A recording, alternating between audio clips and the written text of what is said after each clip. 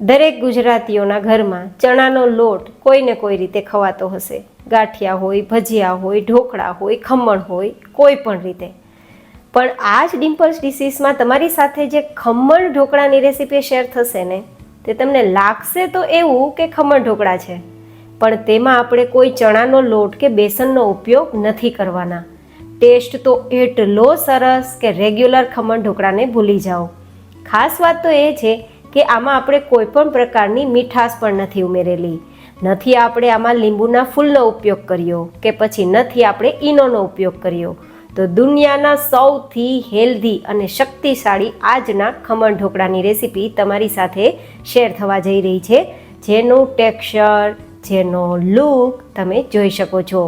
એકદમ જાળીદાર, spongy, super soft. તો ચલો રેસીપી શરૂ કરીએ.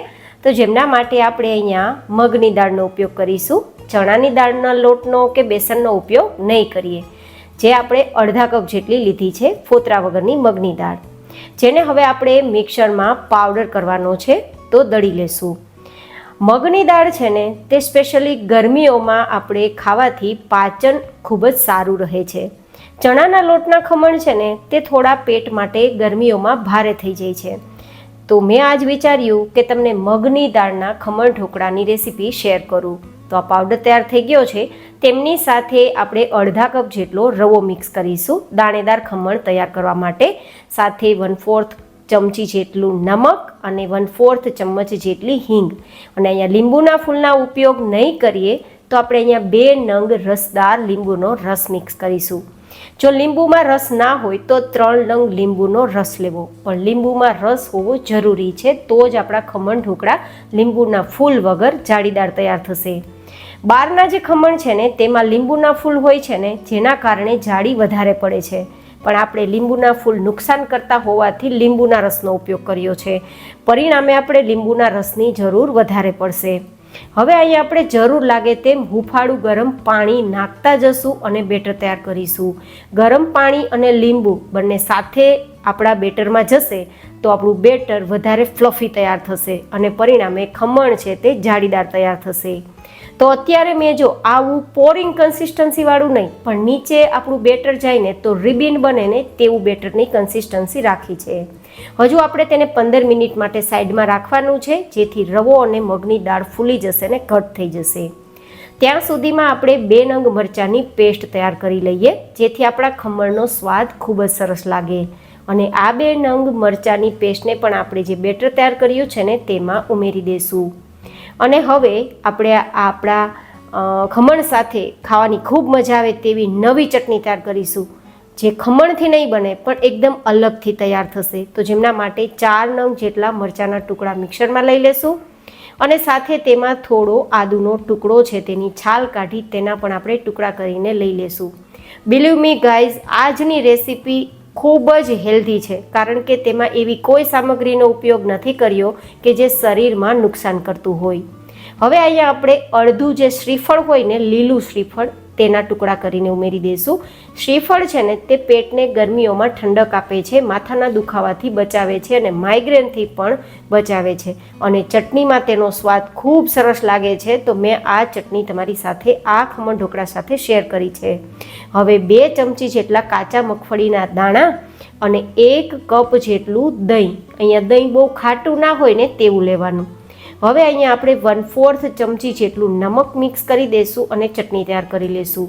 આ ચટણીમાં પણ આપણે કોઈ પણ પ્રકારની મીઠાશ નથી ઉમેરેલી, જેથી આજની આપણી આ ખમણ ઢોકળા સાથેની ચટણી પણ ડાયાબિટીસવાળા લોકો ખાઈ શકે તે રીતે બનાવી છે.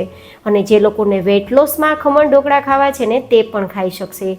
આમ જોવા જઈએ ને તો કોઈ પણ બીમાર વ્યક્તિને આપી શકો ને તેવી આજની આપણી આ ખમણ ઢોકળા અને તેની સાથે બનેલી ચટણી તૈયાર થઈ છે. તો હવે ચટણીને સાઈડમાં રાખી દઈશું અને સ્ટીમર કુકરમાં આપણે જે લીંબુના છોતા હતા ને તેને પણ રાખી દઈશું અને પાણીને ગરમ થવા માટે રાખી દઈશું, જેથી પાણીનો ક્ષાર છે ને તે સ્ટીમર કુકરને ખરાબ ના કરે. અને હવે આપણે જેમાં આપણે ખમણ તૈયાર કરવું છે ને, તે પ્લેટને તેલથી ચીકણી કરી લેવાની. 15 મિનિટ પછી આપણે જે બેટર છે ને, તેમાં 1 ચમચી જેટલું તેલ મિક્સ કરીશું. જો વધારે તેલ ઉમેરીશું ને તો ખમણ વચ્ચેથી બેસી જશે, તો વધારે તેલ નથી ઉમેરવાનું. અને જો સાવ તેલ નહીં ઉમેરો તો ખમણ ડૂચો થઈ જશે. હવે એકદમ નાની ચમચી હોય ને, જે 1/4 ચમચી કહેવાય, તે 1 ચમચી ભરીને આપણે ખાવાનો સોડા અને 2 ચમચી સાદું પાણી મિક્સ કરી દઈશું, જેથી આપણા ખમણ ફ્લફી થઈ જાય અને આપણું કલર છે ને બેટરનો વ્હાઇટ થઈ જશે અને ફૂલીને ઉપર આવી જશે આ રીતે. હવે આપણે તેલથી ચીકણી કરેલી પ્લેટમાં ખમણ ઢોકળાનું બેઝને પાથરી દઈશું અને પછી તેને ઉકળતા પાણીના સ્ટીમર કુકરમાં રાખી દઈશું. ગેસની ફ્લેમ અત્યારે હાઈ રાખી દઈશું અને સ્ટીમર પ્લેટને રાખ્યા બાદ ઢક્કણ ઢાંકી દઈશું અને 10 મિનિટ માટે થવા દઈશું. જો તમારી પ્લેટ છે થોડી ઊંડી હોય અને ઓછી પોળી હોય તો 15 મિનિટ સમય આપવાનો, પણ આપણી પ્લેટ પોળી છે તો 10 મિનિટ સમય આપ્યો છે. 10 મિનિટ પછી જોવાનું, ચપ્પુથી ચેક કરવાનું, કોઈ બેઝ કાચું ના હોય ને તો તેને બહાર કાઢી લેવાનું. 10 મિનિટ સુધી આપણે ઢક્કણ નથી ખોલવાનું. જો વચ્ચે ઢક્કણ ખોલશો તો પણ ખમણ બેસી જશે. તો આપણું ચપ્પુ ક્લીન આવે છે તો પ્લેટને નીચે લઈને ઠંડી કરવા રાખી દઈશું 2 મિનિટ માટે.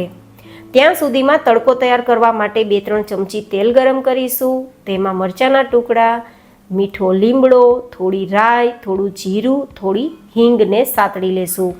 અહીંયા જો તમારે ખમણ ઢોકળા છે તેમાં મીઠાશ ઉમેરવી હોય તો અહીંયા તમારે ખમણ ઢોકળાના વઘારમાં ખાંડ ઉમેરવી હોય તો ઉમેરી શકો છો. બસ થોડું પાણી મિક્સ કરી આપણો જે વઘાર છે 5 મિનિટ ઉકળે પછી તેને નીચે લઈ લેવાનો છે અને આપણે 2 મિનિટ પછી જોઈએ ને તો આપણી પ્લેટમાંથી જાતે ખમણ બહાર નીકળવા લાગે છે. આટલા સ્પંજી અને જાળીદાર આપણા ખમણ તૈયાર થયા છે. આને જોઈને કોઈ કહેશે કે આપણે ચણાના લોટના ઉપયોગ વગર આ ખમણ તૈયાર કર્યા છે.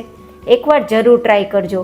ગરમીઓની સિઝનમાં પાચનમાં હળવો ખોરાક ખાવો હોય અને એ પણ ખૂબ જ હેલ્ધી, તો આ ડીશ તમારા જ માટે છે. અને આપણે એટલા જ લીંબુનો ઉપયોગ કર્યો છે કે ખમણ તમને બહુ ખાટા ના લાગે, કારણ કે આપણે આમાં મીઠાશ તો ઉમેરેલી નથી. તો એકદમ હેલ્ધી તો છે જ, પણ સાથે ખૂબ જ સ્વાદિષ્ટ પણ છે. તમે જુઓ, એકદમ સરસ ટુકડા પણ થઈ ગયા છે અને એકદમ દબાવતા સ્પંજી છે. તો આપણા ખમણ ઉઠીને ઉપર આવે છે. તો તમે ક્યારે તૈયાર કરો છો મારી આ રીતે ખમણ, મને કોમેન્ટમાં જરૂર બતાવજો. અને મારી આ મહેનત તમને કેવી લાગે છે તે બતાવવા માટે પણ મને તમે કોમેન્ટમાં લખીને તમારા ફીડબેક જરૂરથી શેર કરજો, કારણ કે તમારા ફીડબેક મને બહુ જ મોટિવેશન આપે છે. હવે આપણે જે તૈયાર કરેલો તડકો છે ને તેને લગાવી દઈશું એન્ડ ધેન સર્વ કરીશું.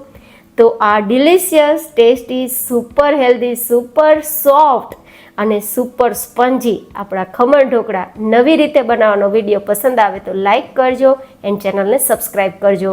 ફરી મળીશું નેક્સ્ટ વિડીયોમાં. ત્યાં સુધી stay healthy and stay happy.